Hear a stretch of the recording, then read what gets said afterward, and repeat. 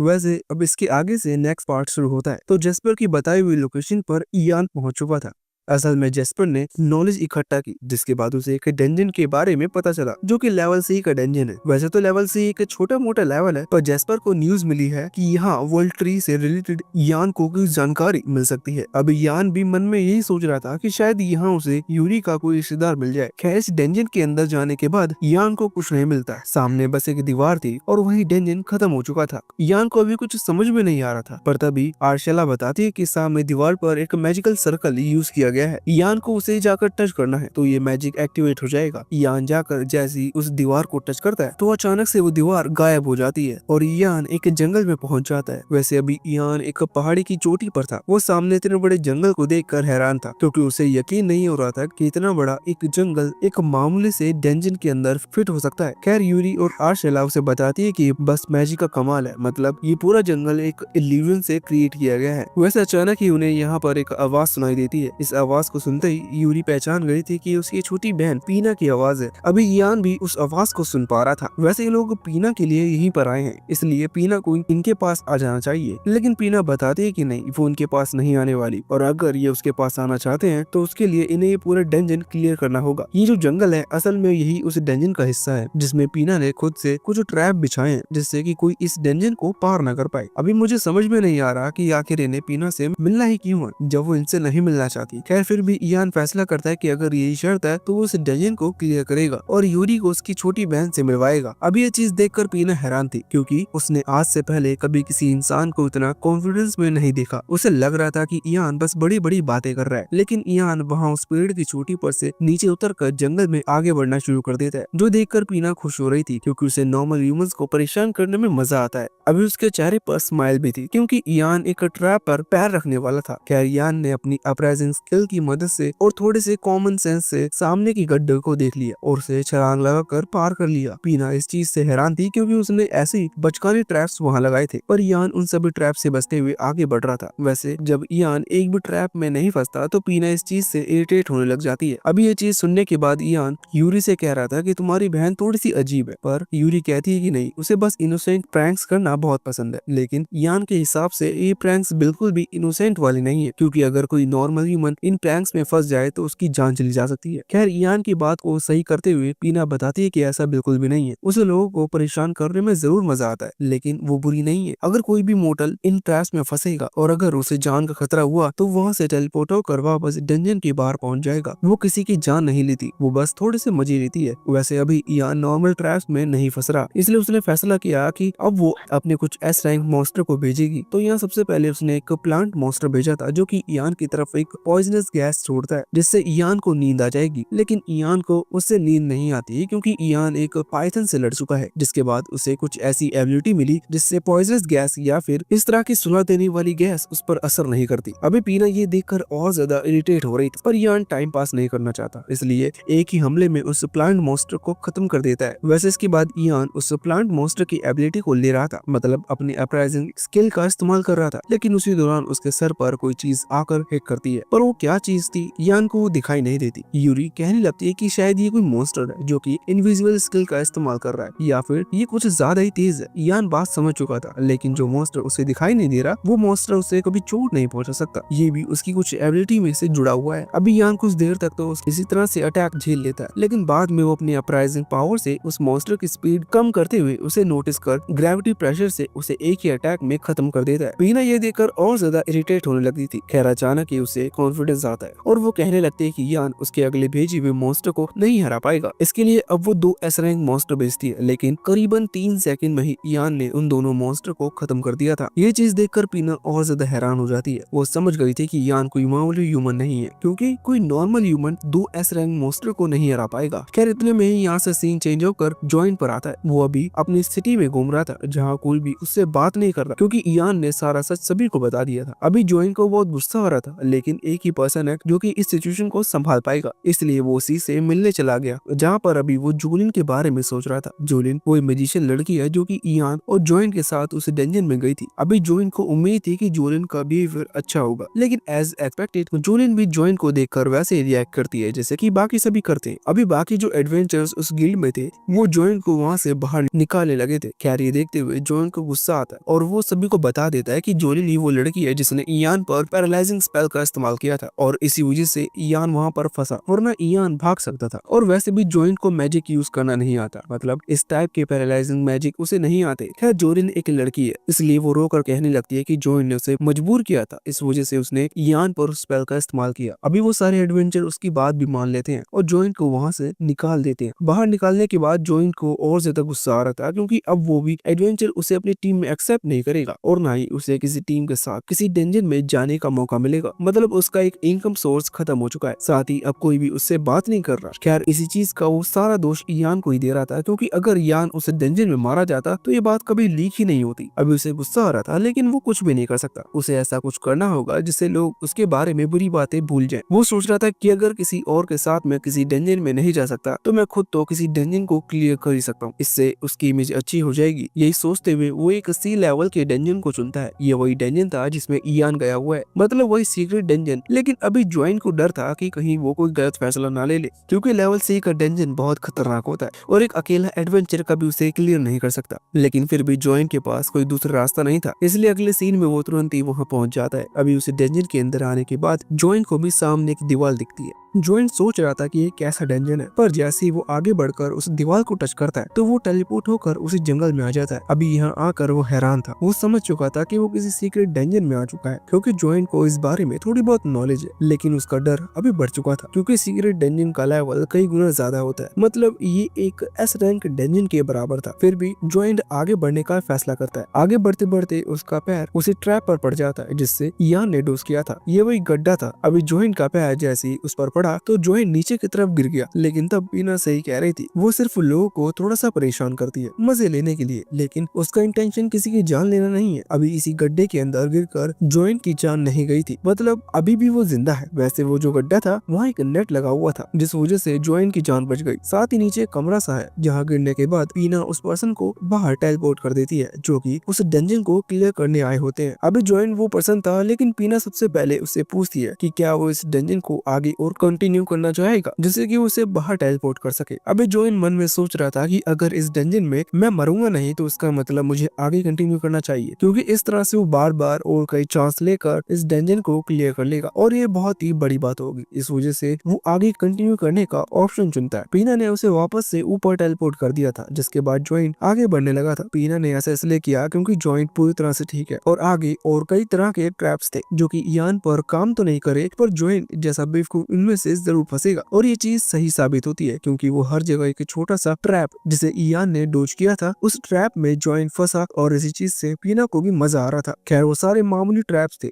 जिससे जॉइन को ज्यादा डैमेज नहीं पहुंचा था, लेकिन आगे बढ़ते बढ़ते अब वो एक एस रैंक मॉन्स्टर के सामने आ चुका था। इस तरह के मॉन्स्टर बहुत खतरनाक होते हैं और ये बात जॉइन भी जानता है कि वो कभी एक एस रैंक मॉन्स्टर को नहीं हरा सकता। इसी वजह से वो डर चुका था। पीना उससे पूछती है कि क्या वो चाहता है कि वो वापस उसे बाहर टेलीपोर्ट कर दे, लेकिन जॉइन मना कर देता है। उसे लग रहा था कि शायद वो किसी तरह से इस मॉन्स्टर से बच जाएगा, लेकिन वो लिजार्ड मॉन्स्टर अचानक ही जॉइन पर हमला कर देता है। अभी जॉइन डर चुका था, उसके मुंह से ये चीज नहीं निकल पा रही थी कि वो हार मान ले, और अचानक ही उस मॉन्स्टर ने उसके हाथ और पैरों को पूरी तरह से डिस्ट्रॉय कर दिया था। मतलब जॉइन ने अपना एक हाथ खो दिया था। अभी जॉइन दर्द में ये चीज भूल गया था कि अगर वो अभी भी हार मान ले तो पीना उसे यहाँ से बाहर टेलीपोर्ट कर देगी। खैर वो लिजर्ड मॉन्स्टर फिर से जॉइन पर हमला करने वाला था। इस बार उसकी जान पक्की चली जाती, लेकिन अचानक ही कोई सामने आ गया था और उसकी जान बचा ली। ये कोई और नहीं बल्कि इयान ही थी। जॉइन ने उसे नहीं पहचाना था, इस वजह से वो कह रही थी कि कोई भी पर्सन एक एस रैंक मॉन्स्टर को इतनी आसानी से नहीं हरा सकता। खैर जैसे ही इयान पीछे पलटता है तो जॉइन उसे देखकर हैरान हो जाता है। इयान अभी जॉइन से पूछ रहा था कि आखिर वो इस डेंजर में क्या कर रहा है, लेकिन यही सेम सवाल जॉइन भी इयान से पूछता है, जिस पर इयान कहता है कि वो इस डेंजर को क्लियर करने के लिए आया है। खैर यही सेम जवाब जॉइन का भी था। वैसे अभी जॉइन को बहुत चोट लगी हुई थी। इयान ईयान भले ही जॉइंट को पसंद नहीं करता क्योंकि जॉइंट ने उसे धोखा दिया था, लेकिन फिर भी ईयान बुरा नहीं है, इसलिए अपनी पावर से वो उसके हाथ को पूरी तरह से ठीक कर अपनी दूसरी एबिलिटी की मदद से उसे सुला देता है और पीना से कहता है कि वो उसे बाहर टेलीपोर्ट कर दे। अभी पीना ने भी बात मानकर उसे बाहर टेलीपोर्ट कर दिया था, जिसके बाद ईयान आगे बढ़ना कंटिन्यू करता है। ईयान के लिए वो एस रैंक मोस्ट कोई बड़ी बात नहीं थी, इसलिए आगे के मोस्टर हमें नहीं दिखाए जाते। ईयान सीधा बॉस के मेन गेट पर पहुंच चुका था, मतलब इस गेट को क्लियर करने के बाद इस डंजन के बॉस से ईयान की फाइट होगी, जो बॉस पीना बिल्कुल भी नहीं है क्योंकि पीना इस डंजन का स्पिरिट कोर है, जबकि बॉस एक अलग मॉन्स्टर है। अभी ईयान सोच रहा था कि अगर उसने बॉस को मार दिया तो ये डंजन पूरी तरह से डिस्ट्रॉय हो जाएगा, जो कि ईयान नहीं चाहता, लेकिन आर्शेला और यूरी बताते हैं कि ऐसा बिल्कुल भी नहीं है। जब तक डंजन में उसका स्पिरिट कोर अवेलेबल है तब तक डंजन अपने आप ही खुद को रिकवर कर लेगा, इसलिए ईयान जाकर बॉस को हरा सकता है। अभी ईयान ये सुनकर खुश था और तुरंत ही गेट ओपन कर वहाँ उस मेन गेट रूम में आ चुका था। ये जगह भी बहुत बड़ी थी, लेकिन ईयान को कहीं भी कोई मॉन्स्टर दिखाई नहीं दे रहा था। अचानक ही वो जगह हिलने लग जाती है और ईयान तुरंत ही उड़ते हुए हवा में आ जाता है। यहाँ आकर वो देखता है कि असल में ये बॉस एक बड़ा सा टर्टल है, जो कि शायद बल्बासोर पोकेमोन का इवॉल्व रूप है। ये कुछ ज्यादा ही बड़ा था, इसी वजह से ईयान सोच रहा था कि इसे हराना इतना ज्यादा आसान नहीं होगा। खैर फिर भी ईयान हमला करता है। बल्बासोर एक ग्रास टाइप पोकेमोन था, इसलिए ईयान फायर टाइप अटैक कर रहा था, लेकिन इससे उस मॉन्स्टर को कुछ नहीं होता। खैर अब मॉन्स्टर वाटर टाइप अटैक करने लगता है, जो देखकर ईयान हैरान था, लेकिन ईयान ने वही सेम अटैक रेपल करते हुए बल्बासोर की तरफ भेज दिया। अभी बल्बासोर उस हमले से बच जाता है, बल्कि उसे इस अटैक से बिल्कुल भी डैमेज नहीं पहुंचा था, जो चीज देखकर ईयान हैरान हो जाता है क्योंकि हल्का सा डैमेज तो पहुंचा है। अभी ईयान के मन में एक बात आती है, पर ईयान इस चीज को लेकर कंफर्म नहीं था, इस वजह से वो चुपचाप आकर नीचे खड़ा हो जाता है। कुछ ही देर में बल्बासोर उसके नजदीक आकर उसके ऊपर अपना पैर रख देता है और ईयान जो चीज मन में सोच रहा था वो सच साबित होती है। असल में वो टर्टल एक इल्यूजन था, इसी वजह से ईयान का कोई हमला उस टर्टल को टच नहीं हुआ। अभी ईयान का डाउट क्लियर हो चुका था, इसलिए ये फाइट अब उसके लिए जीतना बहुत आसान था। ईयान तुरंत ही इल्यूजन कैंसिल करने के लिए एक स्पेशल स्पेल का इस्तेमाल करता है और इल्यूजन की कैंसिल होते ही वो बल्बासोर गायब हो जाता है और वहाँ सामने एक छोटा सा टर्टल आ जाता है। वैसे छोटा सा टर्टल था, ये बहुत क्यूट था और देखकर ही पता चल रहा था कि इसको खत्म करना कोई बहुत बड़ी बात नहीं होगी। अभी आर्शेला और यूरी ईयान की तारीफ कर रहे थे क्योंकि बिना आर्शेला की मदद से ईयान ने इस चीज पर से पर्दाफाश कर लिया। वैसे अभी अगर इन लोगों को पीना से मिलना है तो इन्हें इस बॉस टर्टल को हराना होगा, पर ईयान इतने क्यूट टर्टल को नहीं मारना चाहता था, इसलिए वो पीना से रिक्वेस्ट करता है कि वो हार मान ले, लेकिन पीना हार नहीं मान सकती, इसलिए वो कहती है कि नहीं, तुम्हें उस पोर्टल को खत्म करना होगा, तभी तुम मुझसे मिल सकते हो। खैर फिर ईयान उस टर्टल को उठाकर पीना से कहने लगती है कि एक बार इसे ध्यान से देखो, क्या तुम चाहती हो कि मैं इतने क्यूट से मॉन्स्टर को मार दूं? जिसके बाद पीना को भी थोड़ा सा बुरा महसूस होता है और वो हार मानकर बाहर आ जाती है। अभी यूरी और पीना एक दूसरे को देखकर बहुत खुश थे। वो यहाँ वहाँ लोटपोट कर रहे थे और उन्होंने ये लोटपोट तब तक की जब तक कि पीना को चक्कर नहीं आ गए। खैर पीना भी यान से मिलकर बहुत खुश है क्योंकि यान ने डंजन क्लियर कर लिया, लेकिन वो थोड़ी सी गुस्सा भी है क्योंकि उसका एक भी ट्रैप यान पर काम नहीं आया। वैसे अभी ये बात सुनकर यूरी कहने लगती है कि उसे ऐसा नहीं सोचना चाहिए, यान एक अच्छा लड़का है। खैर जब पीना देखती है कि उसकी सिस्टर ईयान को डिफेंड कर रही है तो वो अपनी सिस्टर को चिढ़ाने के लिए कहने लगती है कि जरूर तुम ईयान को लाइक करती हो। अभी इस चीज से यूरी शर्मा गई थी, पर उसने इस बात को डिनाई कर दिया था, मतलब वो भी इस बात पर अग्री करती है और ये चीज हम ऑलरेडी जानते हैं। खैर अभी लोग यहाँ से निकलने लगेंगे, लेकिन इससे पहले पीना ईयान से कहने लगती है कि वो भी ईयान के साथ इस जर्नी पर जाना चाहती है, सेम यूरी और आर्शेला की तरह। साथ ही इसके बदले वो ईयान को अपना स्पिरिट कोर दे देगी। अभी ईयान को इस चीज में कोई प्रॉब्लम नहीं थी और यूरी भी इस चीज से खुश थी, इसी वजह से ईयान ने हाँ कर दी थी। खैर अचानक ही ईयान के कंधे पर बैठा हुआ वो छोटा सा टर्टल नीचे उतरता है और एक लड़की में ट्रांसफॉर्म हो जाता है। इस लड़की का नाम कोरो है और ये असल में पीना की गार्जियन है, सेम वैसे ही जैसे आर्शेला यूरी की गार्जियन थी। ये भी पीना को प्रोटेक्ट करने के लिए यहाँ पर आई थी और इसने जानबूझकर खुद को एक मॉन्स्टर में बदला जिससे कि ईयान इससे फाइट करे और इन्हें पता चल सके कि ईयान समझदार है या नहीं। खैर ईयान समझदार भी है और थोड़ा सा दयालु भी, इस वजह से कोरो को भी ईयान पसंद आ गया था और वो भी चाहती है कि पीना के साथ साथ वो भी ईयान के साथ ट्रैवल करे। वैसे ईयान पहले कोरो से रिक्वेस्ट कर रहा था इस चीज की कि वो पीना को अपने साथ ले जा सकता है या नहीं, पर कोरो खुद ही कहने लगती है कि वो भी साथ चलेगी। वैसे जो कोरो है वो आर्शेला की सीनियर है, देखने में उसकी एज आर्शेला से कम लगती है, लेकिन कोरो पावर लेवल में आर्शेला से ज्यादा ताकतवर है, इस वजह से आर्शेला उससे बहुत ही पोलाइटली बात कर रही थी। वैसे इस चीज से ईयान हैरान था क्योंकि उसने नहीं एक्सपेक्ट किया था कि इस धरती पर कोई ऐसा होगा जिससे आर्शेला अच्छे से बात करती हो। वैसे इसके बाद सीन चेंज होकर वहाँ जॉइन पर आता है, जो कि टेलीपोर्ट होकर उसी चैम्बर में आ चुका था जहाँ वो पहले जाकर गिरा था। अभी जॉइन को होश आ चुका था और उसे सारी बातें याद है कि किस तरह से इयान ने उसकी जान बचाई और साथ ही इयान की वजह से वो जिंदा है। अभी यही बात करते हुए वो रोने लगा था। वो सोच रहा था कि मैं इतना बड़ा फेलियर हूँ, असल में शायद उसे अपनी ही की हुई गलतियों का बुरा लग रहा है। खैर, अब उसका कितना हृदय परिवर्तन हुआ ये चीज आगे ही पता चलेगी। अभी के लिए सीन फिर से चेंज हो चुका था। सीन चेंज होकर गिल्ड पर आता है जहाँ इयान वो सारा सामान लेकर पहुंच चुका है जो कि उसने उस लेवल सी के डंजन से कलेक्ट किया। अभी इयान के साथ जेस्पर भी यहाँ आया हुआ था क्योंकि एक एफ रैंक एडवेंचर होने की वजह से इतना सारा सामान स्पेल करने में इयान को परेशानी होगी और असल में जेस्पर एक बहुत ही वेल्दी मर्चेंट है। इस वजह से उसका यहाँ होना इयान के लिए अच्छा साबित होगा। साथ ही जेस्पर वो सारा सामान खरीदना चाहता है। वो इयान से डायरेक्टली वो सामान नहीं ले सकता, इसलिए वो गिल्ड से वो सारा सामान खरीदेगा। वैसे भी बाकी लोग इयान को यहाँ गिल्ड में देखकर हैरान थे क्योंकि इयान अक्सर गिल्ड नहीं आता। ये लोग उसकी बहुत बेइज्जती करते हैं, इस वजह से इयान को यहाँ आना पसंद नहीं है। खैर, सामने रिसेप्शनिस्ट इयान बताता है कि वो कुछ सामान सेल करना चाहता है,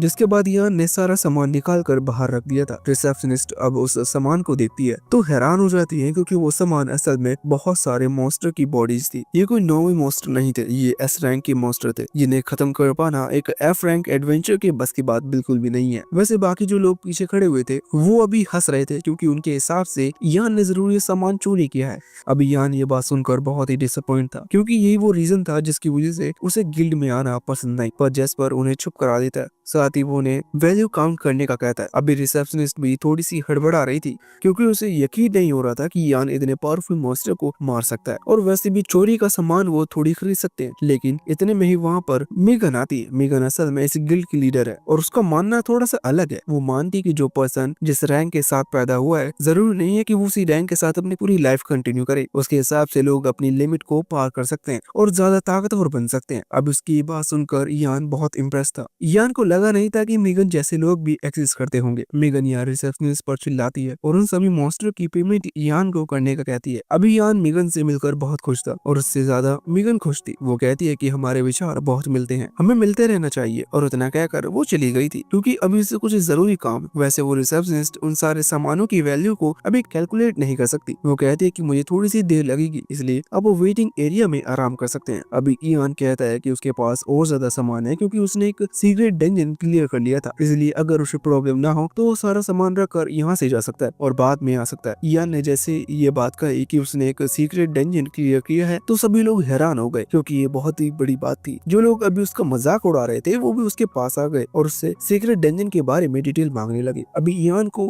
अटेंशन बिल्कुल पसंद नहीं आ रही थी, इस वजह से वो डर कर वहाँ से भाग गया। वैसे इसके बाद अब सीन चेंज होकर रात पर आता है। इयान ने एक जगह ले ली थी जहाँ वो आराम से रुक सकता है क्योंकि अब उसके साथ और भी लोग हैं जिनके खाना पीना और सोने की जो अरेंजमेंट है वो सही करनी होगी। वैसे रात के समय इयान मस्त नहा रहा था। ये एक बहुत ही बड़ी स्विमिंग पूल था जो कि सिर्फ लड़कों के लिए है। इयान नहाते वक्त वो इतना खोया हुआ था कि उसने ये चीज नोटिस नहीं की थी कब यूरी यहाँ आ गई। वो भी अभी इस पानी के अंदर आ जाती है और नहाने लगती है। अभी इयान जब सोच रहा था तभी उसका ध्यान यूरी पर पड़ा और वो बहुत ही ज्यादा हैरान हो गया। उसने चीज एक्सपेक्ट भी नहीं की थी कि यूरी यहाँ आएगी। साथ ही अभी यूरी के पीछे पीना भी छिपी हुई थी। इयान को यहाँ से भागता हुआ देख वो कहने लगती है कि क्या हुआ। अब इयान को क्या हुआ ये बोलकर नहीं बता सकता, इसलिए वो कहने लगता है कि ये मेंस स्विमिंग पूल है, तुम्हें यहाँ नहीं आना चाहिए। पर पीना कहने लगती है कि हम दोनों ट्विट्स हैं, इसलिए हम ह्यूमन रूल्स को फॉलो नहीं करते। और आखिर तुम्हें प्रॉब्लम क्या है, क्या कहीं तुम्हारा ध्यान गलत जगह है। जिस पर इयान कहता है कि बिल्कुल भी नहीं, और खुद को सही साबित करने के लिए वो यूरी के साथ आई कांटेक्ट बनाता है जिससे कि पीना समझ पाए उसके कोई भी गलत इंटेंशन नहीं है। लेकिन वो फिर भी कितनी भी कोशिश कर ले उसकी नजर नीचे ही जा रही थी, जो चीज देखकर आर्शेला वहाँ आ जाती है जिसे इस चीज पर बहुत गुस्सा आता है। अभी वो इयान पर हमला करने वाली थी लेकिन यूरी उसे रोक देती है और कहती है कि उसे चीज से कोई प्रॉब्लम नहीं है। अब ये सुनकर आर्शेला और ज्यादा हैरान थी। वो सोच रही थी कि जरूर इयान ने यूरी पर कोई जादू किया है जिस वजह से यूरी इस तरह से बिहेव कर रही है। खैर अगर सच में ऐसा है तो ये बहुत ही सीरियस बात है। इस कारण से आर्शेला एक बहुत ही खतरनाक हमला इयान पर करने की कोशिश करती है जिससे शायद इयान की जान भी चली जाए। खैर यूरी ये देखकर इयान को वहाँ से भागने को कहती है क्योंकि आर्शेला सच में ऐसा ही कर सकती है। दूसरी तरफ वहाँ पीना को इस चीज में बहुत मजा आ रहा था। वैसे अब इयान वहाँ से बाहर आ गया था। अभी अभी वो कोरो के साथ बैठा हुआ है और होपफुली कोरो नॉर्मल है, मतलब वो बाकियों की तरह बिहेव बिल्कुल भी नहीं करती। अभी कोरो का बिहेवियर भले ही बाकियों की तरह ना हो, लेकिन वो इस चीज से जरूर खुश है कि पीना खुश है। अभी पीना भी यूरी की तरह बहुत अकेली थी और वहाँ इसी वजह से वो ट्रैप बिछाती है जिससे कि लोग उसमें फंसे और वो मजे कर पाए और साथ ही उनके साथ बात कर पाए, जहाँ अब उसकी एक फैमिली मिल चुकी थी, इसलिए वो खुश है और कोरो भी इस चीज को लेकर खुश है। वैसे इयान कोरो से पूछता है कि यूरी और पीना की तरह 6 और स्प्लिट कोर्स है, जिस पर कोरो जवाब देती है कि नहीं, टोटल 7 है। असल में जो मीन वर्ल्ड ट्री था उसका भी एक स्प्लिट कोर है, वो भी एक लड़की ही है, लेकिन वो कहाँ है ये किसी को भी नहीं पता। और साथ ही यही सेम चीज बाकी 6 स्प्लिट कोर पर भी लागू होती है, उनकी लोकेशन के बारे में भी इन्हें अभी नहीं पता। ये चीज वैसे तो बहुत मुश्किल होगी, लेकिन फिर भी इयान उनका पता लगाएगा क्योंकि वो ऐसा यूरी के लिए कर रहा है। वैसे इसके बाद अब सीन चेंज होकर अगले दिन पर आता है। हम देखते हैं कि अभी मीगन जेस्पर से मिलने आई थी। असल में वो इयान से मिलना चाहती है, लेकिन इसके लिए उसे पहले जेस्पर से मिलना पड़ा क्योंकि उसे नहीं पता कि इयान के साथ कैसे कांटेक्ट करना है। खैर जेस्पर ने इयान को बुला लिया। बाद में मीगन बताते है कि उसके पास इयान के लिए एक मिशन है। अभी इयान हैरान था, वो पूछ रहा था कि आखिर ऐसा कौन सा मिशन है जो वो उसे ही देना चाहती है। मतलब ऐसे बहुत सारे एडवेंचर है जिनमें मिशन दिया जा सकता है, फिर वो यहाँ तक क्यों आई। इस पर मीगन जवाब देती है कि ये मिशन थोड़ा सा ज्यादा ही खतरनाक है। इयान ने एक सीक्रेट डंजन अकेले ही क्लियर किया, इसलिए उसे लगता है कि शायद इयान इस मिशन को क्लियर कर लेगा। ये एक डबल एस रैंक मिशन है। वैसे मिशन के बारे में बताने से पहले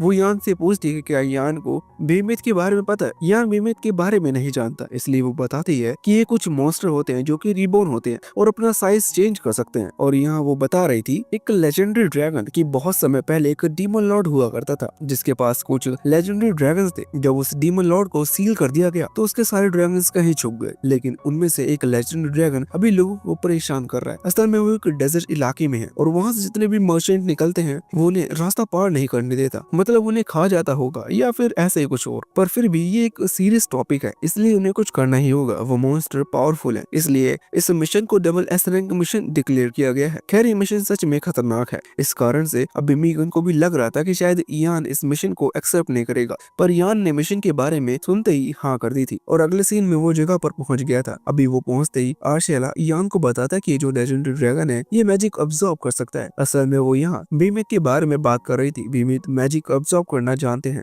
इसका मतलब इयान को यहाँ अपना फिजिकल स्ट्रेंथ और जो कॉम्बैक्ट अटैक होते हैं उन्हीं पर डिपेंड करना होगा। वैसे डेजर्ट इलाके में आने के बाद भी उसे कहीं भी कोई ड्रैगन दिखाई नहीं दे रहा था, जिस पर आर्शेला बताती कि शायद वो यहाँ से बहुत नीचे है और आराम कर रहा है। इयान सोचता है कि इसका मतलब हमें उसकी अटेंशन की जरूरत ही है। यही सोचते हुए इयान ने एक बहुत ही खतरनाक हमला कर दिया था। इसकी वजह से वो एक धमाका होता है। इयान ने जैसा सोचा कि इस धमाके के कारण डिस्टर्ब होकर वो लेजेंडरी ड्रैगन बाहर आ जाएगा, तो ये सोचना बिल्कुल सही साबित हुआ। वो ड्रैगन बाहर आ गया था, लेकिन अभी वो इस डिस्टर्बेंस से बिल्कुल भी खुश नहीं है। वैसे इस ड्रैगन के पंख नहीं है क्योंकि ये एक अर्थ ड्रैगन है। खैर अभी ये इयान को देखकर हैरान था। इयान ने इतना पावरफुल हमला किया कि सिर्फ उसके टेंशन को पाने के लिए, मतलब इयान इससे लड़ना चाहता है। अभी वो इसलिए हैरान है क्योंकि उसे लगा नहीं था कि एक मामूली ह्यूमन उससे लड़ने के लिए आएगा। वो एक लेजेंडरी ड्रैगन है और वो कई बड़ी बड़ी आर्मियों को खत्म कर चुका है। इसने कभी हार नहीं देखी, इसलिए उसे लगा नहीं था कि ह्यूमन एक लड़की को उससे लड़ने के लिए भेजेंगे। खैर वो यान से उसके बारे में पूछता है तो यान बताता है कि वो सच में एक नॉर्मल ह्यूमन है। जो सुनकर उस लेजेंडरी ड्रैगन को हंसी आ रही थी। खैर वो टाइम पास नहीं करना चाहता, इसलिए वो यान पर हमला करने लगता है, लेकिन यान उसके हमले से बचता है और वहाँ से भागने लगता है। अभी वो ड्रैगन ये देखकर और ज्यादा हंस रहा था। खैर वो अपने शिकार को जाने नहीं देना चाहता, इसी वजह से वो तुरंत ही जमीन के अंदर चला जाता है। वहाँ रेत थी और वो एक अर्थ ड्रैगन है, इसलिए उसे रेत के अंदर ट्रैवल करने में बिल्कुल भी परेशानी नहीं होती। अभी यान को वो ड्रैगन कहीं भी दिखाई नहीं दे रहा था, मतलब उसे नहीं पता कि वो कहाँ से निकल कर हमला करेगा। खैर फिर भी यान तभी तैयार था, पर अचानक ही वो ड्रैगन जहाँ यान खड़ा था वहीं से बाहर निकल कर आ गया और उसने यान को खा लिया। और वो ड्रैगन इस चीज के बारे में सोचते हुए मन में कह रहा था कि ये लड़का कितना बेवकूफ था, ये कुछ सेकंड्स भी मेरे सामने नहीं टिक पाया। लेकिन अचानक ही उसके मुंह के अंदर से एक बहुत ही तेज धमाका होता है, जिससे उस ड्रैगन का पूरा मुंह डिस्ट्रॉय हो चुका था और वो नीचे गिर चुका था। यान उसकी बॉडी के अंदर से बिल्कुल सही सलामत बाहर निकल आता है। अभी वो ड्रैगन मर रहा था, लेकिन उसे यकीन नहीं हो रहा था कि एक मामूली लड़के ने सिर्फ एक ही हमले में उसे मार दिया। अभी वो यान से पूछता है कि आखिर यान ने ये कैसे किया, जिस पर यान बताता है कि ये चीज मुझे पहले से पता थी कि तुम एक विमित हो जो कि दूसरे की मैजिक पावर को एब्जॉर्ब कर सकते हो। इसका मतलब अगर मैं बाहरी हमलों पर मैजिक का इस्तेमाल कर तुम पर हमला करता तो तुम उन्हें आराम से रोक सकते थे, लेकिन बीमित सिर्फ बाहर से एनर्जी और मैजिक को अब्सॉर्ब कर सकते हैं। बॉडी के अंदर अगर मैजिक का इस्तेमाल किया गया हो तो वो उसे कंट्रोल नहीं कर सकते। इसलिए बस मुझे किसी भी तरह से तुम्हारी बॉडी के अंदर जाना था, जिससे कि मैं अपनी मैजिक पावर तुम्हें दिखा सकूं। अभी बेहमित इस चीज से हैरान था। वो यान से कहने लगता है कि ये सब तो ठीक है, लेकिन आखिर उस धमाके के कारण तुम्हें कुछ क्यों नहीं हुआ? जिस पर यान कहता है कि मैंने बैरियर का यूज किया। असल में ये जो मैजिक बैरियर की पावर थी, ये यान को कोरो से मिली है, क्योंकि वो कोरो के पास बिहेवियर मैजिक की पावर है। उसके पास अलग अलग तरह के बैरियर्स हैं जो कि यान को अलग अलग तरह के मैजिक से प्रोटेक्ट कर सकते हैं। वैसे अभी बेहमित इस चीज से बिल्कुल भी गुस्सा नहीं है कि वो मारा गया, क्योंकि वो एक वर्थी अपोनेंट से लड़कर हारा। खैर उसने हार मान ली थी और अब वो मर रहा था। यान सोच रहा था कि इसमें उसकी कोई गलती नहीं है, क्योंकि डीमन लॉर्ड ने इसे क्रिएट किया और उसी की ऑर्डर फॉलो करते हुए ये लोगों को खत्म करता था। लेकिन फिर भी इसने कई सारे लोगों को मारा है, इसीलिए इस तरह की चीजों को जिंदा नहीं रहने दे सकता। एक पल के लिए मुझे लगा था कि शायद यान उसे माफ कर हील कर देगा और वो ड्रैगन एक लड़की में बदल जाएगा, पर ऐसा कुछ भी नहीं हुआ। वो ड्रैगन मारा गया। अभी यान यही बात सोच रहा था कि तभी आर्शेला उससे कहते कि वो जल्दी से इस ड्रैगन की पावर को अप्राइज करे, मतलब उसकी स्किल को कॉपी कर ले। यान ने भी बात मानते हुए तुरंत ही उसकी स्किल को कॉपी कर लिया था, जिसके कारण यान को कई सारी डबल एस रैंक की पावर मिल गई। वैसे इसके बाद यूरी और पीना साथ ही बाकी सब बाहर आकर उसे कांग्रेचुलेशन कहते हैं, क्योंकि यान ने एक सच में बहुत पावरफुल अपोनेंट को हराया। खैर अगले सीन में हम देखते कि यान कासल आया हुआ था, जहाँ प्रिंसेस ने उसे बुलाया था। प्रिंसेस कह रही थी कि उन्हें मिलते रहना चाहिए, क्योंकि प्रिंसेस यान की सेकंड वाइफ है। अभी यान इस चीज पर जवाब देता है कि नहीं, उनकी शादी नहीं हुई है, इसलिए वो ऐसा नहीं कर सकती। खैर असल में प्रिंसेस ने यान को यहाँ इसलिए बुलाया है क्योंकि उसके फादर यानी कि किंग यान से मिलना चाहते हैं। उसके इतना बताते हैं किंग की वहाँ एंट्री हुई, जिन्हें देखकर यान बहुत ही रिस्पेक्ट देने लगा, क्योंकि किंग सच में बहुत ही ज्यादा डरावने दिखते हैं। लेकिन असल में जैसा वो दिखते हैं वैसे बिल्कुल भी नहीं है। वो यान के साथ बहुत अच्छे से बिहेव कर रहे थे। साथ ही उनके बात करने के बाद यान समझ चुका था कि ये बिल्कुल भी खतरनाक नहीं है। खैर अभी किंग यान को शुक्रिया कहते हैं, क्योंकि यान उनसे मिलने के लिए आया। साथ ही किंग बताते कि उन्हें मेगन से पता चला कि यान ने लेजेंडरी ड्रैगन को हराकर उनकी जगह की रक्षा की। ये बहुत ही बड़ी बात है, इसलिए वो यान को रिवॉर्ड देना चाहते हैं। लेकिन यान को रिवॉर्ड नहीं चाहिए, पर किंग कहते हैं कि तुमने सिर्फ यही एक चीज नहीं की, तुमने मेरी बेटी को भी बचाया, इसलिए मुझे तुम्हें शुक्रिया करना ही चाहिए। खैर यान कहने लगता है कि अगर आप सच में किसी को शुक्रिया कहना चाहते हैं तो आप यूरी को कह सकते हैं। इतना कहकर वो यूरी को वहाँ बुलाता है और बताता है कि यूरी की वजह से ही यान आज इतना ताकतवर है। खैर किंग अब यूरी को शुक्रिया कह रहे थे, पर यूरी यान के अलावा और किसी से बात करने में बहुत शर्माती है। इस वजह से वो यान के पीछे छुप गई। किंग को इस चीज से कोई प्रॉब्लम नहीं थी कि यूरी उन्हें इग्नोर कर रही है, क्योंकि सच में वो शर्मा गई थी। अभी किंग यान से कह रहे थे कि वो एक अच्छा लड़का है और उन्हें पूरा यकीन है कि यान की जो पावर है वो कभी उसके सर नहीं चढ़ेगी, इसलिए वो उसे आज एक इनाम देना चाहते हैं। वैसे भी किंग को किसी जरूरी काम के लिए जाना है, इसलिए वो थोड़े जल्दी में थे। वो तुरंत ही उनके पास से एक वॉच निकाल कर यान को दे देते हैं। अभी जो वॉच उन्हें दी थी ये एक पेंडेंट की तरह है और इस पर एक निशान बना हुआ है जो कि रॉयल फैमिली का निशान है। इसके पास होने से यान इस किंगडम में कहीं भी आ जा सकता है और वो भी बिना सवाल जवाब किए, मतलब उसे किसी को भी जवाब देने की जरूरत नहीं। उसके पास एक तरीके से एक वीजा हो चुका है इस पूरे किंगडम में, जहाँ मर्जी चाहे वहाँ घूमने का। यान के हिसाब से ये उसके लिए बहुत काम की चीज है, इसलिए वो ज्यादा मना नहीं करता, क्योंकि अब वो उन जगह पर भी जा सकता है जहाँ उसे दूसरे स्पिरिट कोर्स की नॉलेज मिल पाए, क्योंकि उसे यूरी की फैमिली को ढूंढना है। वैसे यान ने एक लेजेंडरी ड्रैगन को हराया और ये खबर किंगडम में बहुत ही तेजी से फैलने लगी थी। सभी लोग अभी यान की बहुत तारीफ कर रहे थे, क्योंकि यान ने सच में बहुत बड़े काम किए हैं। खैर जितनी यान की तारीफ हो रही थी उतनी ही जॉइंट की बुराई चल रही थी। जॉइंट वापस लौट गया, लेकिन अभी वो बस लोगों से अपने बारे में बुरा भला सुन रहा था। वो सोच रहा था कि पहले वो यान से कितना पावरफुल हुआ करता था, सब उसकी तारीफ करते थे, पर अब यान के कारण उसका डाउनफॉल आ गया। वो भी कमबैक करना चाहता है, लेकिन उसे समझ में नहीं आ रहा था कि वो कैसे करेगा। उसके हिसाब से ये सब यान की गलती है। अगर यान एग्जिस्ट नहीं करता तो ये सब कुछ नहीं होता। साथ ही अगर यान पहले की तरह कमजोर हो जाए तो शायद फिर से सब कुछ ठीक हो सकता है। अभी वो यही सोच रहा था, लेकिन ये सिर्फ सोचने की बात है, क्योंकि वो ऐसा कर नहीं सकता। अचानक ही उसके सामने एक लेडी आती है जो कि उससे कहती है कि वो उसकी मदद कर सकती है। वो लेडी बताती है कि वो एक ट्री स्पिरिट है, उसका नाम किडना है। असल में यही वो लड़की थी जिसके बारे में कोरो ने यान को बताया था। खैर अभी ये जॉइंट की मदद करना चाहती है। इस चीज का रीजन नहीं पता, पर जॉइंट इस ऑफर को कैसे रिजेक्ट कर सकता था। वैसे अभी के लिए यहाँ से सीन चेंज होता है और उस जगह पर आता है जहाँ यान, यूरी और बाकी सभी रुके हुए हैं। यहाँ अभी पीना नहा रही थी और यूरी उसके बाद पहुंच रही थी, लेकिन पीना देखती है कि उसकी बहन कुछ सोच में पड़ी है। असल में यूरी को यान की चिंता हो रही है, क्योंकि ज्यादा पावर इस्तेमाल कर लेने की वजह से वो बहुत देर से सो रहा है, या यूं कह लो कि बेहोश है।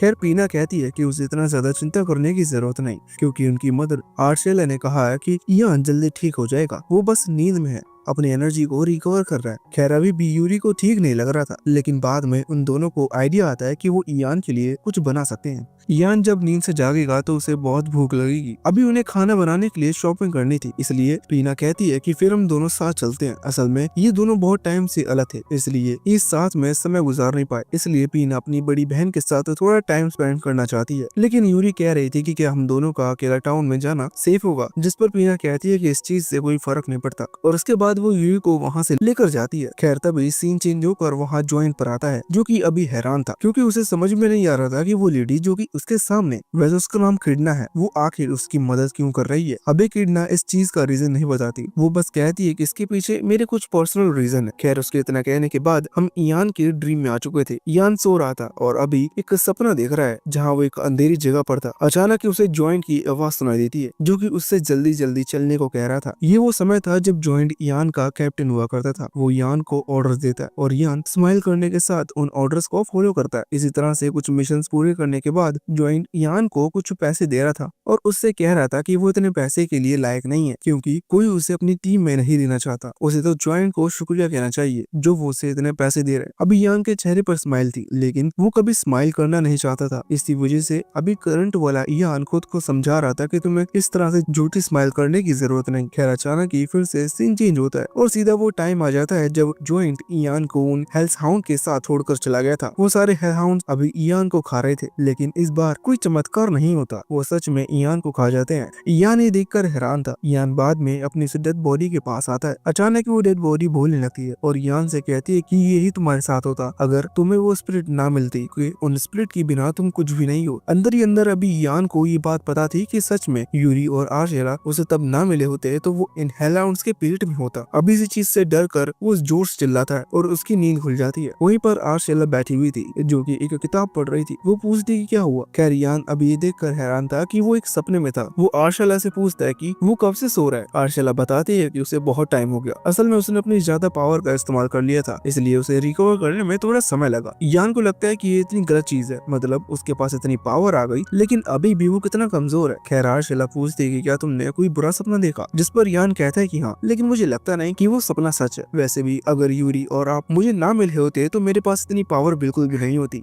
और भले ही मेरे पास अब पावर आ चुकी है, लेकिन अंदर ही अंदर अभी भी मैं खुद को बहुत कमजोर समझता हूँ। वैसे तभी वो नोटिस करता है कि वहाँ यूरी नहीं है। वो यूरी के बारे में पूछता है तो आर्शेला बताती है कि वो मार्केट गई है शॉपिंग के लिए। यान को भी यूरी की चिंता हो रही थी, पर आर्शेला कहती है कि नहीं, तुम्हें चिंता करने की जरूरत नहीं है। असल में आर्शेला अपनी मैजिक पावर से यूरी की लोकेशन को हमेशा ट्रैक कर सकती है और उसे पता है कि यूरी कहाँ है। अगर वो किसी प्रॉब्लम में फंसी तो ये लोग तुरंत ही वहाँ पहुँच जाएंगे। खैर सीन चेंज होकर वहाँ जॉइंट पर आता है। अभी वो किडना से सवाल कर रही थी कि तभी किडना बताती है कि असल में यान की पावर का राज उसकी स्पिरिचुअल आई है। ये सुनकर जॉइंट जोर से जमीन पर पंच मारता है और कहता है कि मैं जानता था जरूर कुछ गड़बड़ है। तब वो कमजोर लड़का अचानक इतना ताकतवर बन गया। वैसे तो जॉइंट का अभी इस चीज से कोई नुकसान नहीं है, लेकिन फिर भी वो यान से जलता है। इसी कारण से वो नहीं चाहता कि यान के पास इतनी पावर हो। अचानक ही किडना कहती है कि अगर तुम चाहो तो मैं तुम्हें भी स्पिरिचुअल आई दे सकती हूँ, फिर तुम यान से जाकर बदला ले लेना। ये सुनकर जॉइंट खुश हो जाता है और तुरंत ही हाँ कर देता है। किडना तुरंत अपने पास से एक स्पिरिचुअल आई निकालती है जो कि बहुत अलग थी, और किडना ने यहाँ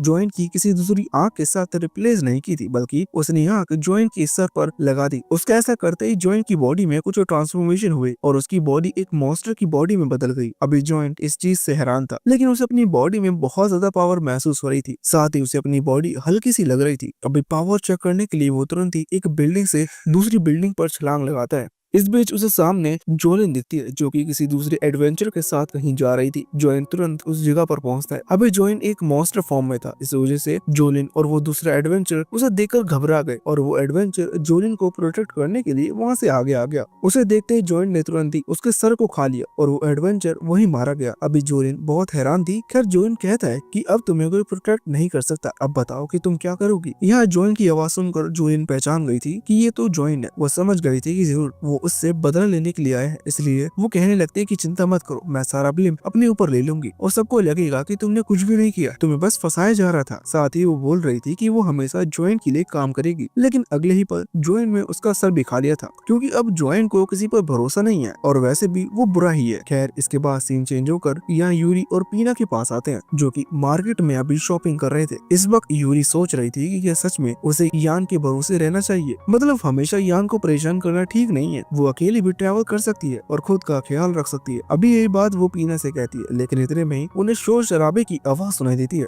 वो जब आसपास देखते हैं तो वहाँ लोग भाग रहे थे। इस बीच उन्हें एक बच्चा दिखाई देता है जिसे चोट लगी थी। अभी यूरी उसके पास पहुंचकर उसे हील करने लग जाती है, लेकिन वहाँ और भी कई सारे लोग थे जिन्हें बहुत गंभीर चोट आई थी। वो तुरंत ही उनके पास भी जाती है, उन्हें हील कर देती है। अभी उन्हें समझ में नहीं आ रहा था कि यहाँ चल क्या रहा है। खैर, इतने में ही हम जॉइन को देखते हैं, जो कि अभी टाउन में यहाँ से वहाँ छलांग लगाते हुए उन लोगों को चोट पहुंचा रहा था। अचानक ही उसे किडना टेलीपैथी के थ्रू कांटेक्ट करते हुए बताती है कि उसे मामूली लोगों पर नहीं बल्कि स्पिरिट्स पर हमला करना चाहिए, क्योंकि अगर वो उन स्पिरिट्स को खत्म कर देगा तो यान की पावर खत्म हो जाएगी। अब मुझे नहीं पता कि जॉइन को इतनी पावर मिल गई, फिर भी वो यान की पावर क्यों खत्म करना चाहता है। लेकिन फिर भी अभी ये बात सुनकर वो तुरंत ही यूरी और पीना को ढूंढने के लिए निकल गया था। कुछ देर में उसे यूरी दिखता है। वो तुरंत उसके पीछे आकर उसे बहुत ही खतरनाक पंच करने लगता है, जिससे शायद यूरी की जान चली जाती। लेकिन पीना ने सही समय पर वहाँ आकर एक बैरियर क्रिएट किया, जिसमें उसने जॉइन को कैद कर दिया और बाद में वो दोनों वहाँ से भाग गए। अभी जॉइन उस बैरियर को पंच कर रहा था, लेकिन इससे कोई फर्क नहीं पड़ रहा था, क्योंकि वो बैरियर बहुत पावरफुल था। किडना उसे बताते है कि ये बैरियर स्पिरिचुअल मैजिक से बना है,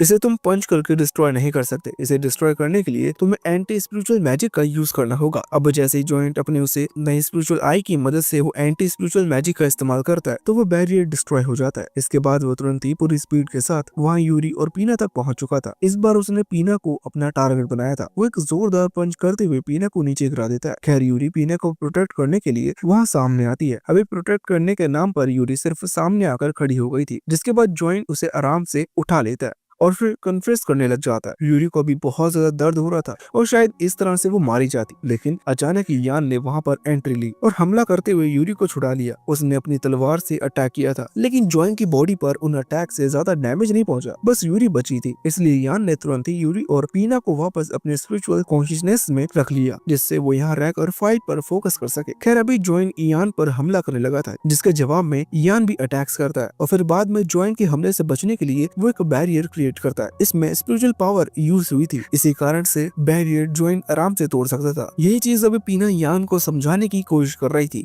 कि उसका ये बैरियर उसे नहीं बचा पाएगा। उसके बाद सही थी, क्योंकि जब पीना ये बात कह रही थी तभी अचानक उस बैरियर में होल होने लगे, जो कि उस एंटी स्पिरिचुअल एनर्जी के कारण हुए थे। इससे यान की बॉडी पर भी थोड़ा सा डैमेज आता है। अभी यान सोच रहा था कि आखिर ये चीज है क्या, कि आखिर इसने मेरे बैरियर को इतनी आसानी से कैसे डिस्ट्रॉय कर दिया। वैसे यान अपनी अपराइजिंग पावर से जॉइन की पावर के बारे में पता लगाने की कोशिश करता है, साथ ही ये भी पता लगाने की कोशिश करता है कि आखिर वो चीज है क्या, पर यान को ज्यादा इन्फॉर्मेशन नहीं मिल पाती। खैर, जब जॉइंट फिर से हमला करता है और यान उसके अटैक से बचने की कोशिश करता है, अभी जॉइंट यान से कह रहा था कि क्या बस तुम्हारे पास इतनी पावर है। ऐसा बोलते हुए वो यान का नाम लेता है, जो सुनकर यान हैरान था। अभी यान यही सोच रहा था कि इस मॉन्स्टर को मेरे बारे में कैसे पता। खैर, उस आवाज को ध्यान से सुनने के बाद यान समझ जाता है कि ये तो जॉइंट है। अभी यान को ये चीज नहीं पता कि जॉइंट एक मॉन्स्टर में कैसे बदल गया, लेकिन सिंपल सी बात है, जॉइंट ये सब सिर्फ यान से बदला लेने के लिए कर रहा है। अभी जब जॉइंट अपनी पावर को बढ़ाकर हमला कर रहा था, तो यान उसके हमले से बचने के लिए वहाँ से दूर आ जाता है। अभी यान दूर आकर रख चुका था।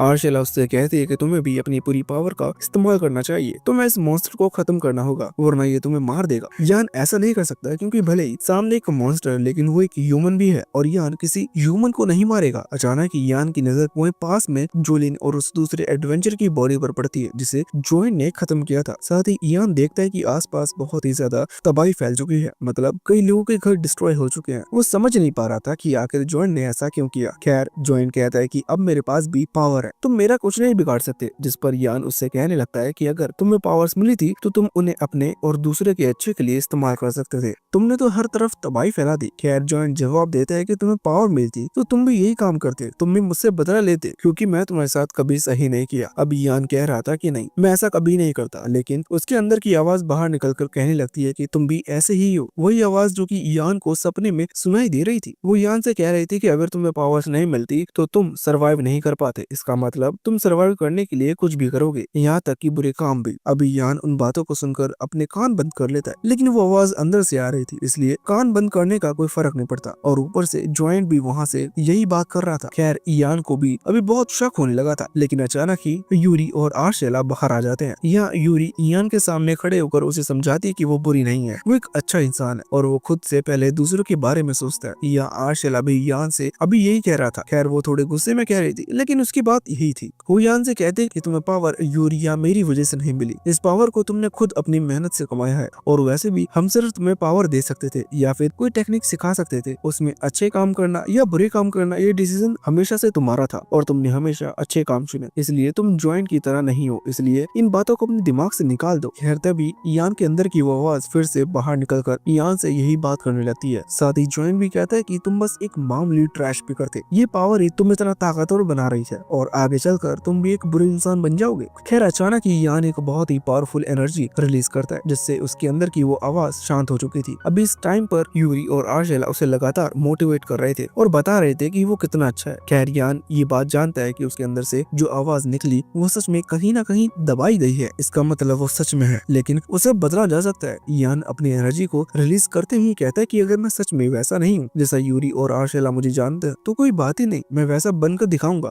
अभी ईयान की बॉडी से जो एनर्जी निकल रही थी वो स्पिरिचुअल एनर्जी है और असल में ये उसकी स्पिरिट की 100% पावर इस्तेमाल करने की वजह से हुआ। आर्शेला भी उसे कांग्रेचुलेशन कहती है क्योंकि ईयान उस पावर को 100% यूज कर पा रहा है, इसका मतलब अब वो जॉइंट को आराम से खत्म कर सकता है। खैर जॉइंट की चीज मानने को तैयार नहीं था, इसलिए वो ईयान को एक मामूली सा ट्रैश पिकर बुलाकर हमला करने लगता है, लेकिन ईयान उस स्पिरिचुअल एनर्जी की मदद से जॉइंट को इतनी तेज एक पंच मारता है कि जॉइंट वहां से दूर जाकर फेंकता है। इस चीज से उसे और ज्यादा गुस्सा आने लगा था। वो तुरंत ही आगे बढ़कर ईयान पर हमला करता है, लेकिन ईयान अपने सामने एक शील्ड क्रिएट कर लेता है। ये शील्ड स्पिरिचुअल एनर्जी से बनी हुई थी, इसलिए जॉइंट को लग रहा था कि वो इससे इजिली डिस्ट्रॉय कर देगा, लेकिन ऐसा नहीं होता। अब इसी चीज से जॉइंट हैरान था, पर आर्शेला बताती है कि ऐसा इस वजह से हुआ क्योंकि ईयान अपनी स्पिरिट की पावर का 100% इस्तेमाल कर रहा है, जबकि जॉइंट के पास जो एंटी स्पिरिचुअल पावर है वो ईयान के पावर के मुकाबले सिर्फ 10% है। ये सुनकर जॉइंट तुरंत ही किरणा से और ज्यादा पावर की डिमांड करता है, जिसके बाद किरणा कहीं छिपे रहकर ही उसे पावर प्रोवाइड कर देती है। जॉइंट की पावर बढ़ने लगी थी और वो ट्रांसफॉर्म होने लगा था। उसे लग रहा था कि आज वो ईयान को हरा देगा, लेकिन ईयान की पावर 100% पर है, इसलिए ईयान उस एनर्जी को रिलीज करते हुए ट्रांसफॉर्म करता है और फाइनली अटैक के साथ उस मॉन्स्टर का खेल खत्म कर देता है। यहाँ मैंने उस मॉन्स्टर का खेल इसलिए कहा क्योंकि जॉइंट अभी भी जिंदा है। वो मॉन्स्टर्स पावर जो कि जॉइंट के अंदर थी उस स्पिरिचुअल आई के कारण ईयान ने उसे डिस्ट्रॉय किया था। इस कारण से जॉइंट अभी भी ईयान के सामने है।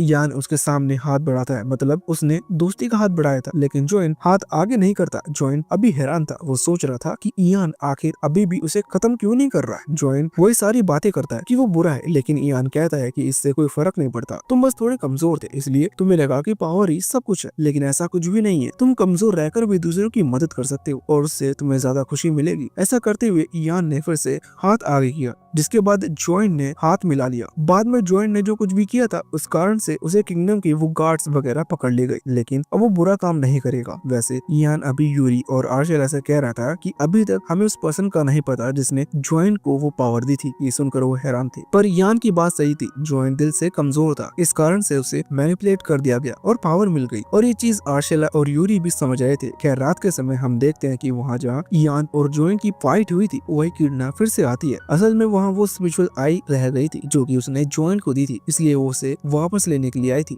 वैसे स्पिरिचुअल आई की मदद से अब वो ईयान की जो कॉम्बैट टेक्निक्स है और उसके लड़ने का तरीका को समझ पाएगी, जो कि उसे आगे काम आ सकता है। खैर अभी वो इस चीज से हैरान है कि आखिर जॉइंट मरा कैसे नहीं, पर वो समझ चुकी थी कि ईयान ने हमला करते वक्त यूरी की प्यूरिफाइंग पावर को अपने स्वॉर्ड अटैक के साथ कंबाइन किया था, जिससे वो डिवन फॉर्म को डिस्ट्रॉय कर देगा, लेकिन जॉइंट नहीं मरा। वैसे उसने जॉइंट की मेमोरीज को सील कर दिया था, मतलब जॉइंट को उसने ये पावर दी थी कि ये चीज ईयान को कभी नहीं पता चलेगी। वैसे तो वो ईयान की तारीफ कर रही थी, लेकिन साथ ही उससे ऑल द बेस्ट भी कहती है, क्योंकि वो जल्दी फिर से इस तरह के किसी पावरफुल मॉन्स्टर के साथ लौटेगी। वैसे इसके बाद उसने वो स्पिरिचुअल आई अपने पास रख ली थी। वो कहाँ रखी थी ये चीज तुम खुद देख लेना। बाकी इसके बाद वो वहाँ से चली जाती है और सीन अगले दिन पर शिफ्ट हो जाता है। अभी हम देखते कि ईयान आराम से बैठकर चाय पी रहा था, तभी यूरी वहाँ आती है और उसे एक किस का डिमांड करती है। ईयान को लग रहा था कि ये मजाक है, लेकिन फिर भी ईयान के हाथ कांपने लगे थे। वो यूरी से कहता है कि उसे ऐसा मजाक नहीं करना चाहिए, है, पर यूरी कहती है कि नहीं, ये मजाक नहीं है, ये एक रिचुअल है। अभी ये सुनकर यान हैरान था, उसे समझ में नहीं आ रहा था कि ये कैसा रिचुअल है, पर आर्शला भी वहाँ पर थी। वो बताती है कि यान ने जब यूरी की 100% पावर को इस्तेमाल किया तो वो भी यूरी की एक गार्जियन बन गया, और उस बॉन्ड को बढ़ाने के लिए, साथ ही यान की पावर को इंक्रीज करने के लिए उसे यूरी को किस करना होगा। यान ये सुनकर और ज्यादा हैरान हो जाता है, क्योंकि ये चीज आर्शला कह रही थी। फिर भी यान खुद को समझाता है कि ये कोई गलत चीज नहीं है, मतलब ये काम है, मतलब ये काम वो किसी और दूसरे के इंटेंशन से नहीं कर रहा, इसलिए सब ठीक है। इसी वजह से वो आगे बढ़ने लगा था, लेकिन इतने में ही पीना और कोरो वहाँ आ गए थे। वो इस चीज को नजदीक से और लाइव होते हुए देखना चाहते थे। यान उन्हें समझाता है कि उन्हें ऐसा नहीं करना चाहिए। साथ ही आर्शला भी कहती है कि हमें यहाँ से चलना चाहिए। अभी कोरो तो मान गई थी, पर पीना वहाँ से नहीं जाना चाहती थी, इसलिए वो आर्शला से कहने लगती है कि आप तो यूरी की मदर हो, मतलब एक तरह से मदर की तरह हो, फिर आप उसे यान के साथ ऐसा अकेले कैसे छोड़ सकते हो। इस पर आर्शला जवाब देती है कि ये किस एक रिचुअल के तौर पर की जा रही है, इसलिए वो यान पर इतना भरोसा कर सकती है, और यान कोई स्ट्रेंजर नहीं है। अगर यान ने किसी दूसरे रिचुअल को करने की कोशिश की तो उसे जान से मार देगी। अभी ऐसी धमकी देकर वो कोरो और पीना को वहाँ से ले गई थी। अभी यान तो ये सोच रहा था कि वो ये चीज कैसे करेगा, क्योंकि वो तो बहुत ज्यादा नर्वस है, लेकिन यूरी वहाँ पर पूरी तरह से तैयार खड़ी थी।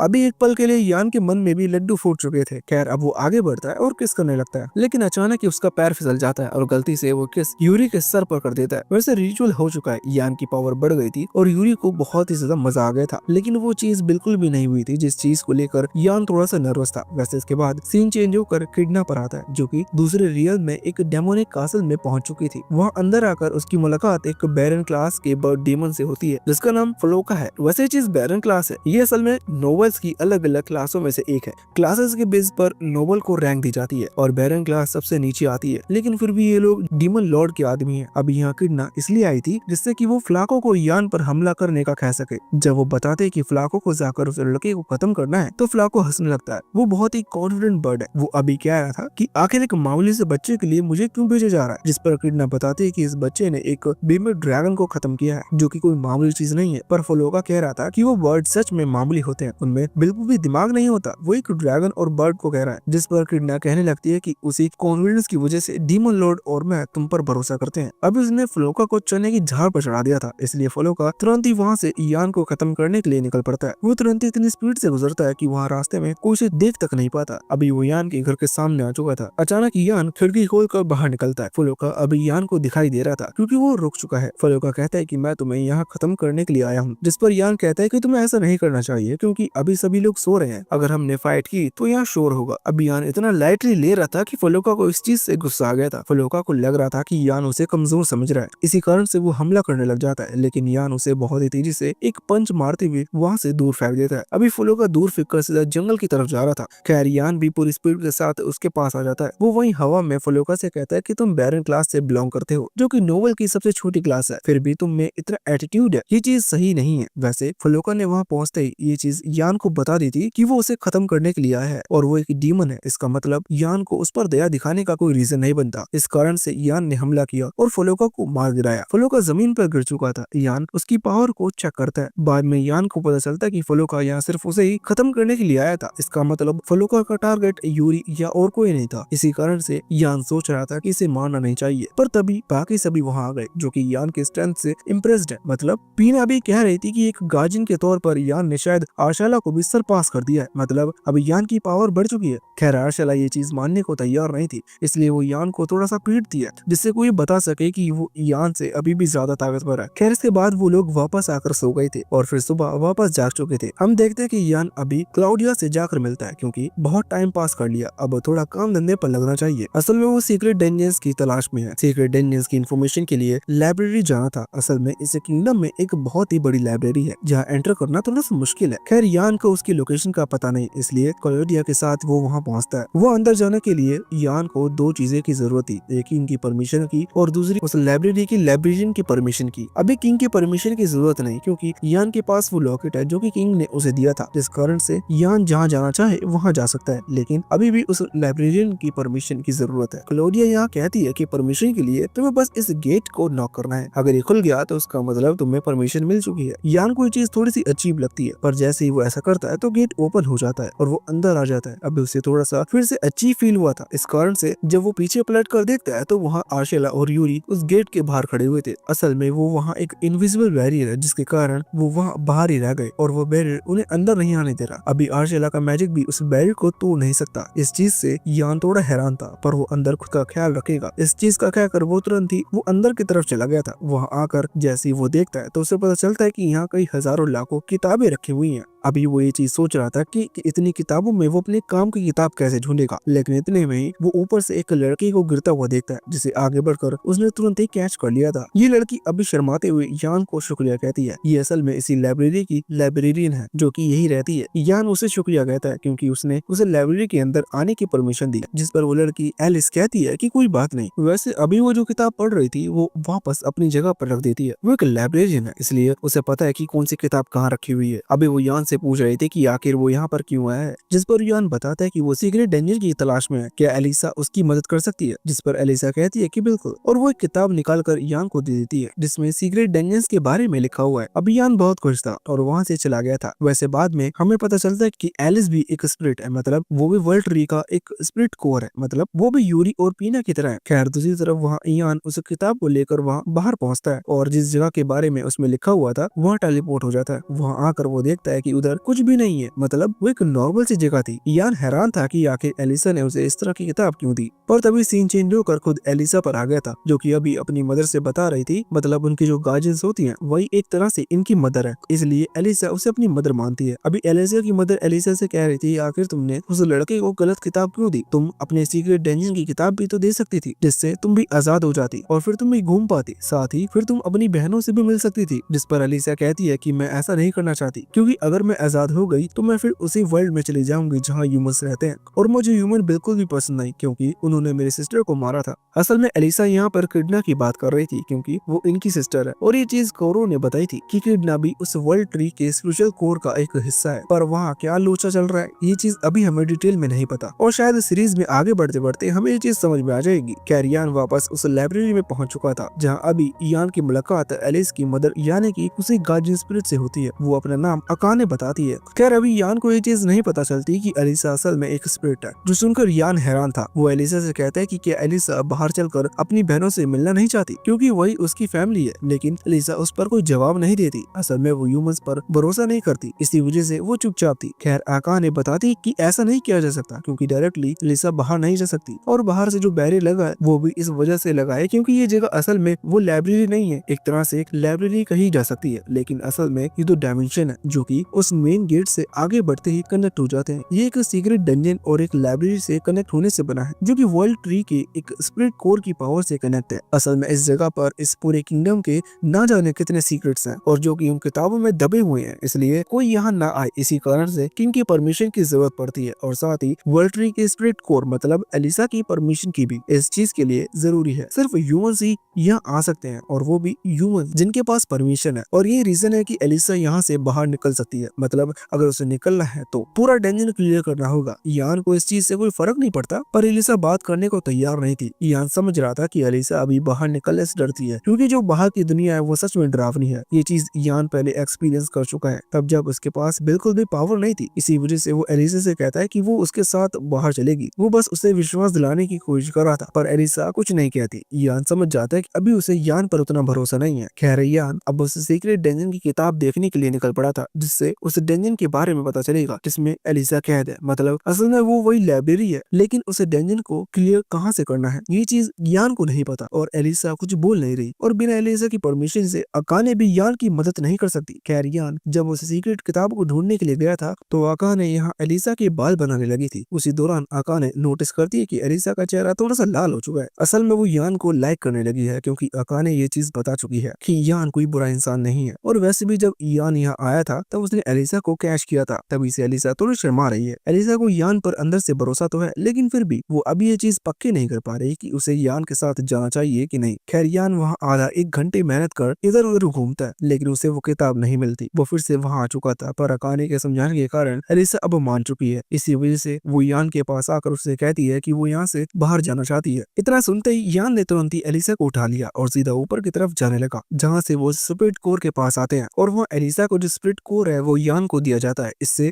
यान को कुछ पावर्स आ चुकी थी, लेकिन अभी अकाने के पास टेलीपोर्टेशन की पावर्स नहीं है। इस वजह से वो डायरेक्टली यहाँ से नहीं निकल सकते। यान को डेंजर क्लियर करना ही होगा। बस अच्छी चीज ये है कि अब यान को रास्ता पता है कि उसे डेंजर में एंटर कहाँ से करना है। यान तुरंत ही उस रास्ते पर आगे बढ़ने लगता है, जहाँ कुछ ही देर में एलिसा थक चुकी थी, क्योंकि वो कई सालों से इस लाइब्रेरी के अंदर है। वो सिर्फ किताबें पढ़ती है, इस कारण से उसके पास फिजिकल पावर बिल्कुल भी नहीं है। इस वजह से वो थक चुकी थी। खैर, यान उसे अपने कंधे पर उठा लेता है और कंधे पर उठाते ही सामने आने वाले एस रैंक मॉन्स्टर को खत्म करते हुए आगे बढ़ने लगता है। वैसे अचानक ही यान के सामने एक सामुराई मॉन्स्टर आता है, जो कि शायद ही पावरफुल था। इस वजह से यान ने एलिसा को वहीं नीचे उतार दिया और उससे फाइट करने लगा। वो दोनों तलवारबाजी कर रहे थे, लेकिन इस बीच यान नोटिस करता है कि उसकी तलवारबाजी इतनी अच्छी नहीं है कि वो उस सामुराई को हरा पाए। इसलिए यान थोड़ा सा दिमाग यूज करता है और बाद में अपनी तलवार को स्पिरिचुअल एनर्जी से कनेक्ट कर उसे एक अलग अटैक सोर्स की तरह इस्तेमाल करते हुए अपनी डायरेक्शन बदलकर नॉर्मल कॉम्बैट हिट की मदद से उस सामुराई को हरा देता है और उसकी पावर को ले लेता है। तभी एलिसा उसके नजदीक आते हुए उसके गले पर हाथ रखती है और असल में उसे चिंता हो रही थी, पर उसे थोड़ी शर्म भी आ रही थी, इसलिए वो ये चीज कह नहीं पा रही थी। पर अकाने वही है जो कि एलिसा जो कुछ भी सोचती है वो यान को बता देती है। यान कहता है कि तुम्हें चिंता करने की जरूरत नहीं, मुझे कुछ नहीं होगा। और इसके बाद वो फिर से आगे बढ़ने लगे थे। कुछ देर में वो उस लाइब्रेरी के मेन पॉइंट, मतलब जहाँ से ये लोग बाहर निकल सकते हैं, वहाँ पहुंच जाते हैं। अभी यान एलिसा की तरफ देखता है तो वो थोड़ी सी उदास थी। यान को ये चीज समझ में नहीं आती, पर अकाने कहने लगती है कि असल में एलिसा इस वजह से उदास है क्योंकि यहाँ से निकलने के बाद फिर से उसे नॉर्मल चलकर जाना होगा, तुम उसे उठाकर नहीं ले जाओगे।